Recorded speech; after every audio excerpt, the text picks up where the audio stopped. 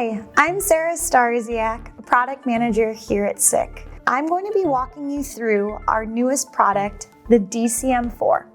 In this demo, I'd like to show you how to program our different operating modes and how we can seamlessly switch between fixed blanking, floating blanking, and advanced reduced resolution. Right now, I have my light curtain set to mode 3. This is advanced reduced resolution. What this allows us is to have an object in the protective field or not in the protective field.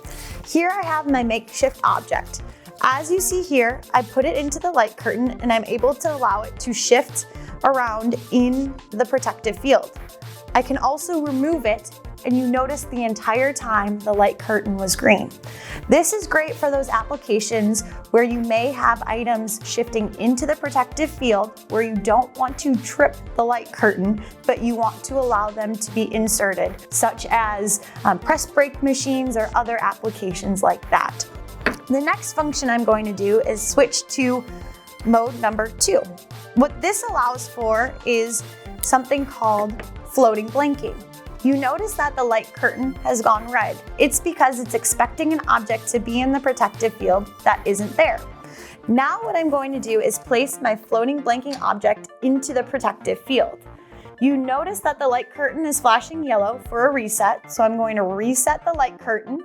It goes green. What this allows for is the object to shift within the protective field. However, if I interrupt it in a different portion, you notice it enters an unsafe state.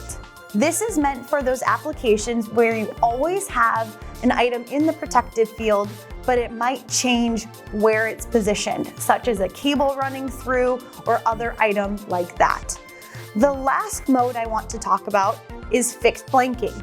So I'm going to shift to operating mode 1. You'll notice that we went red again because we changed operating modes. An item is expected that isn't in here. So what I am going to do here is I actually have a keyed switch for teaching. I'm going to put my fixed blanking object here in the light curtain, hold the key switch to teach it in. The light curtain lights up green on top, so this means the object has been taught in. A reset is required, which is what the flashing yellow indicates. Once I reset, we are good to go. If I reach my hand in, you notice that the light curtain, again, only wants to be interrupted in the spot that I have taught in for fixed blanking.